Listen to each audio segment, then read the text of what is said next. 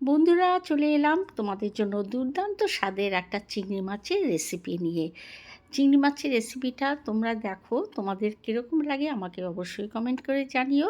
আর হ্যাঁ, আজকে বানাচ্ছি আমি চিংড়ি মাছের ভাপা। দেখো তো তোমাদের সাথে আমার রান্নাটা মেলে কি না। চিংড়ি মাছ খেতে আমরা প্রত্যেকেই ভালোবাসি, কিন্তু সেটা যদি হয় একটু চিংড়ি ভাপা তাহলে কেমন হয়। তো চলো বন্ধুরা, রেসিপিটা দেখে নাও। দেখো, এখানে আমি ঠিক এই সাইজের 300 গ্রাম চিংড়ি মাছ নিয়েছি। এর থেকে বড় হলে কিন্তু অতটা ভালো লাগবে না, তাই এরকম সাইজের হলে না খুব ভালো হয়। তো দেখো, আমি ভালো করে ধুয়ে বেছে রেখে দিয়েছি। এবার এর মধ্যে দিলাম নুন, হলুদ আর দেবো লঙ্কার গুঁড়ো। এটা তোমরা স্কিপ করতে পারো, তোমরা শুধু কাঁচা লঙ্কা দিয়েও করতে পারো।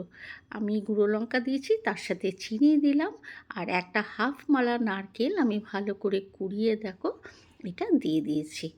তো এবার ভালো করে এটাকে আমি পুরো মেশাবো। তার আগে আরও কয়েকটা জিনিস আছে। দেখো, এখানে সর্ষে বাটা, এটা কিন্তু আমি শিলে বাটিনি বা মিক্সারেও বাটিনি। এটা আমি যে সানরাইজের সর্ষে গুঁড়ো পাওয়া যায় সেটা একটু জল দিয়ে এরকম ভিজিয়ে রেখে দিয়েছিলাম।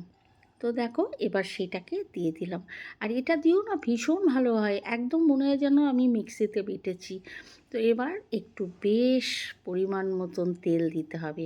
আর এইসব রান্না খেতে গেলে তো একটু তেলের কার্পণ্য করলে হবে না, ভালো একদম দরাজ হাতে তেলটা ঢালতে হবে, তবেই তো এর টেস্টটা বাড়বে। তো দেখো, এবার এটাকে আমি ভালো করে মেখে নিচ্ছি।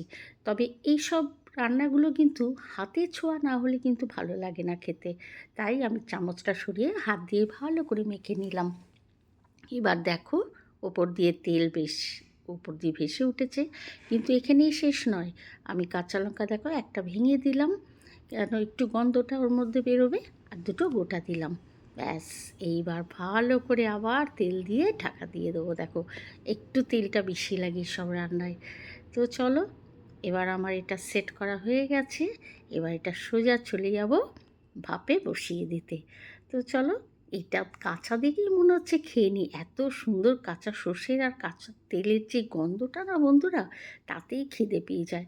তো আমি কড়াইতে তেল মানে জল বসালাম, তার মধ্যে একটা স্ট্যান্ড দিয়ে আর এই পাত্রটা বসিয়ে দিলাম।